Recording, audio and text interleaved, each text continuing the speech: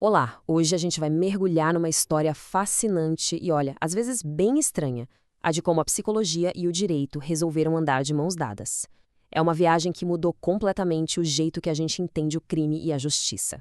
E aí, será que dá pra bater o olho em alguém e saber se essa pessoa é criminosa? Parece loucura pensar nisso hoje, né? Mas mais de um século atrás, os caras que estavam começando essa área toda achavam que sim, com certeza. E foi essa ideia que deu o pontapé inicial para uma aliança que ia mudar tudo. Então, nosso roteiro de hoje é o seguinte: a gente começa com uns inícios bem esquisitos, depois vê como a coisa pegou no Brasil, como virou profissão de verdade, e por fim, o que isso tudo quer dizer hoje em dia. Bora começar então por esses inícios, digamos, peculiares. Nossa viagem começa lá no século XIX, uma época em que as ideias estavam fervilhando e, sinceramente, algumas teorias sobre a mente criminosa eram bem bizarras. E no centro dessa fase inicial, a gente tem duas figuras principais. De um lado, Alfred Binet, que achava que o pulo do gato era inteligência. Do outro, César Lombroso, que ia mais longe. Ele defendia que o crime estava no sangue, sabe? Que dava para ler nos traços do rosto e do corpo de uma pessoa se ela era uma criminosa nata. E o Binet não ficou só na ideia, não. Ele botou a mão na massa, criou testes de inteligência e levou para a justiça. A lógica dele era simples, e hoje a gente vê bem perigosa. Tirou nota baixa no teste, então seu testemunho não é confiável. Resumindo, o seu QI dizia se podiam acreditar em você ou não. Imagina. E é aqui que a gente vê por que essa lógica não fecha. A realidade de hoje mostra que a inteligência, na verdade, pode ser uma ferramenta poderosa, tanto para o bem quanto para o mal. É só pensar nos crimes de colarinho branco, nos esquemas de corrupção super elaborados. Isso joga a teoria do Binet por terra, né? E o ponto principal é este: por mais que essas ideias pareçam um absurdo completo hoje, elas foram a primeira tentativa de olhar o comportamento dentro da lei de um jeito científico. Foram os primeiros tropeços, os primeiros passos de uma área que ainda estava para nascer. E essa jornada toda nos traz para cá, para o Brasil. Vamos dar um salto no tempo para ver como essa área começou a criar raiz por aqui, começando com um trabalho voluntário, feito com muita paixão, até chegar dentro das universidades. Olha só que progressão rápida. Em 1960, era tudo na base do voluntariado. Pouco mais de 10 anos depois, em 73, a USP já estava oferecendo o primeiro curso de especialização. Em 75, os profissionais se juntam e criam uma associação. Aí chegam os anos 80, que foram o grande marco. Veio o reconhecimento por lei e, finalmente, a regulamentação da profissão. A coisa andou muito, muito rápido. Vamos focar um pouco mais nessa década, que foi decisiva. Os anos 80 foram o clímax da história, o momento em que a psicologia jurídica deixou de ser um esforço de poucos para virar uma profissão reconhecida e essencial aqui no Brasil. 1984 foi um divisor de águas.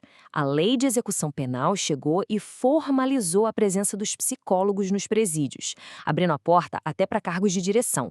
Foi o grande reconhecimento legal da importância da psicologia no sistema penal. E logo no ano seguinte veio o selo final. Em 85, o Conselho Federal de Psicologia bateu o martelo, regulamentou a prática, estabeleceu as regras. A partir daí, a psicologia jurídica nascia oficialmente como uma especialização no Brasil.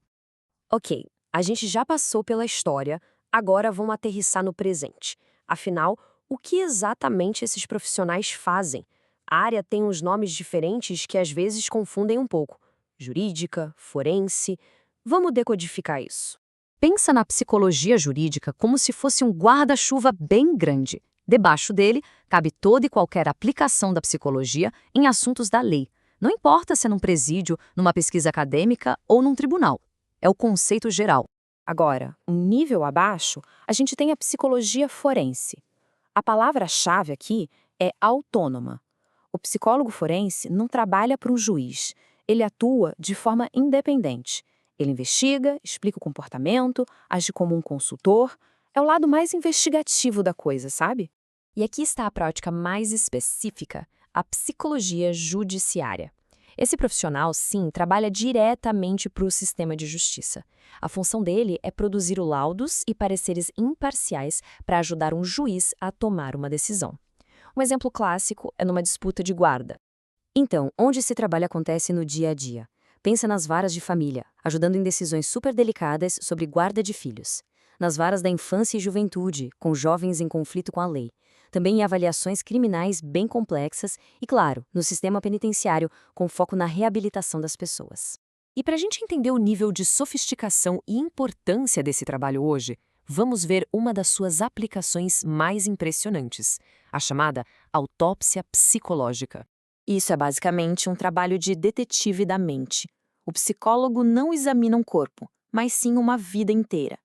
Ele vai reconstruir o perfil psicológico da vítima, conversando com pessoas, analisando documentos, a cena do ocorrido, tudo isso para ajudar a justiça a entender o que de fato aconteceu ali.